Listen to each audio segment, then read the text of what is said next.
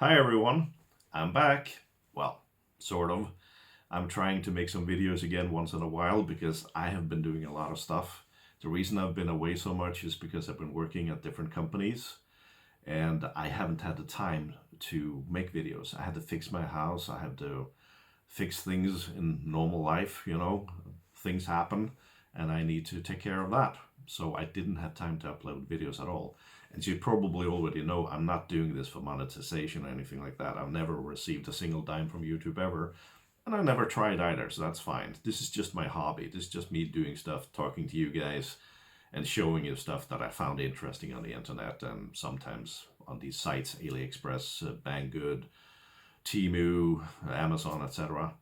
And I've been totally going nuts when it comes to buying these things. I've been thinking, I usually was a fan of these Fluke, Philips, Rhodes Schwartz instruments and stuff like that, because, those were the really cool things back in our days when I was young, and those were the best instruments. I could usually be had at flea markets for a reasonable amount of money, while new instruments were unobtainium for most people, just doing it for a hobby reason. But lately, I have been buying a lot of stuff, and I'm thinking every single day I should probably upload some YouTube videos to you guys so you see what I'm doing, because we all have this hobby. This is the stuff that we do together, and I see so many review and unboxing videos on YouTube. It's actually kind of annoying because every single person that buys a new instrument, they just do an unboxing video, and they rarely use the instruments. So I'm thinking to change that. I kind of want to see it in work. I want you guys to see how they actually work over a long time, long-term reviews, etc. So that's what I've been thinking, and I've been buying a lot of stuff. I can tell you that. I'll show you because I'm changing from all of these boat anchors. I used to have this entire lab filled up with old boat anchors. They are now safely stored in a storage somewhere. Sure, they're okay, but many of them over the years, when I didn't use them, they just broke. Capacitors get old and dry and they burst up. And some of those instruments just doesn't work anymore. So I was thinking, okay, it's time to renew my lab. It's time to do something new and different. I kind of want to have smaller instrument, more compact instruments.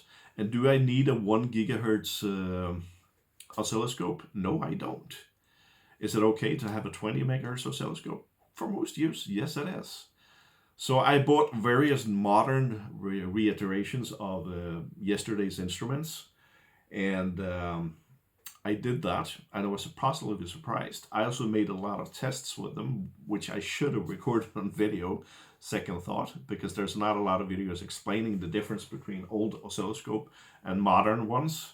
The modern ones are maybe not as high quality as the old Fluke instruments were, but they have advantages such as adding a lot of math functions and a lot of extra measurement functions that are very useful when you're repairing things. And as an old guy, I've been thinking in too old ways too many times and relying on that for the longest time. And there's nothing wrong with that. There's nothing wrong with old instruments. But I think today people are charging too much for the old instruments when you can get pretty cool instruments for a much lower price. So I have been testing a lot of stuff, guys. I've been testing so many things, and there's so many things I haven't been given chance to test yet. For example, I bought this cute little compact soldering sucker that is quite hefty and quite weighty. It weighs quite a bit. It comes with a lot of extra tips. And I got rid of the old Ursa automatic soldering pumper because I found out it's just not needed. It's fancy, but it's not needed. These things here, these are very good and very compact, made of solid aluminum or whatever. I've tested various solder suckers, such as this one, for example, which is very comfortable and very accurate to use. And they're also still pretty good. And it comes with this soft grip here, sort of things. And the classic that you guys have been using is probably this one. This is the most classic one you can get for $1. And I've been using this for 2 years. And you can see the tip is hardly destroyed at all. And it still works just great. There's nothing wrong with the tools you can buy for cheap on these sites today. I've also bought a bunch of building kits.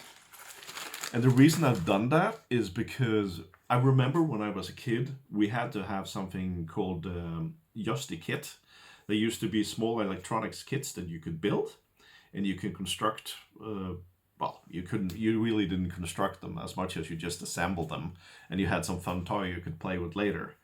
But I kind of miss those days where you had these electronic components. Not like I lack any electronic components. I had like literally hundreds and thousands of them still to be used for some projects. I use them from time to time. But I thought it would be a fun project to build something. I have a Tesla coil here, a miniature Tesla coil that costs like $5. I'm gonna test that and maybe build it on a video just to see if it's any good, if it's any fun. I'm going to be showing you some of the lab improvements that I've made and the mess that it is right now, because I have been completely shopaholic on these sites because there is so much fun stuff to test. I've been testing the Baofeng radios and modifying those into shortwave radios with SDR functionality, software-defined radio. I have been ordering various weird things like, I think they called it the Pico Tracker or something like that. I've been assembling this one here. I'm still to print the 3D cover for it. It's kind of like a synthesizer, if you like. Synthesizer you can play tracker style music with. I'm going to be showing you, maybe going to be showing you that. It depends on my time because I'm very busy working for my company. I have been into lithium batteries instead of regular batteries now. So I have this battery trainer, tester, charger thing that seems to be very popular on YouTube. And you can charge these things with them. As you can probably see, I've already punched these into place. And that's because I did find a puncher or a welder, a micro spot welder like this with an LCD screen that is basically automatic, because all you do is you just press this and it instantly welds it to the battery or whatever you like to do. So it's kind of like an instant welder. I'm going to be probably showing you stuff like that too. I've also been testing cheap oscilloscopes like this, claim to be like 120 megahertz. I can tell you, it's not 120 megahertz. 10 megahertz if we're being nice. We can stretch it maybe to 30 megahertz. But still, considering that this thing cost only $60, to an old guy like me, have a portable oscilloscope that actually works for $60, that's amazing. I mean, they have come a really long way. I have been buying more test equipment, more, I wouldn't call it high-end stuff. Most people in engineering, they would just call it entry-level stuff. But I realized that even though I've been spending 40 years with electronics, do you need anything more in your personal lab than entry-level stuff that the engineers are using today?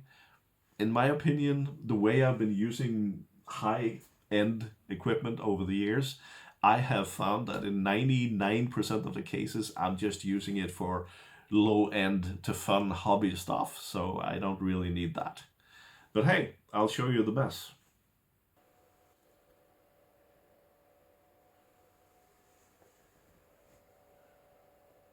Yeah, I've been having fun.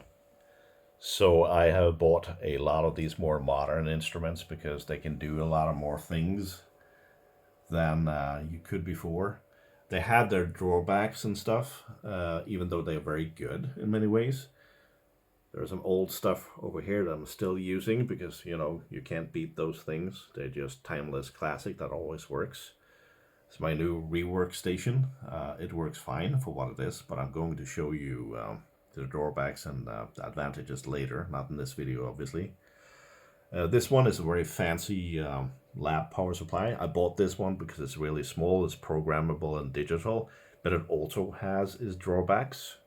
I bought this small oscilloscope here with 4 channels because I wanted 4 channels. And while it's good, it is not fluke, but it is working for what it is, and it brings a lot of math functionality to the table. My old exact signal generator broke, so I bought this one.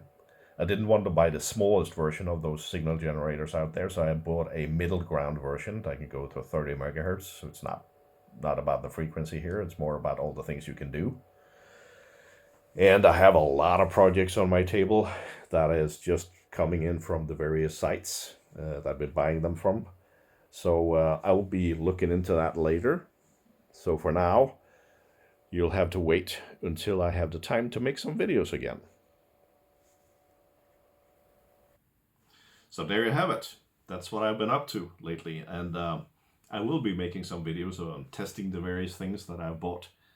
And I'll show you some cool things that I have found, but when I have time. So the videos may or may not come weekly, monthly, I don't know. But it will be a lot more than before because I've been doing so many things.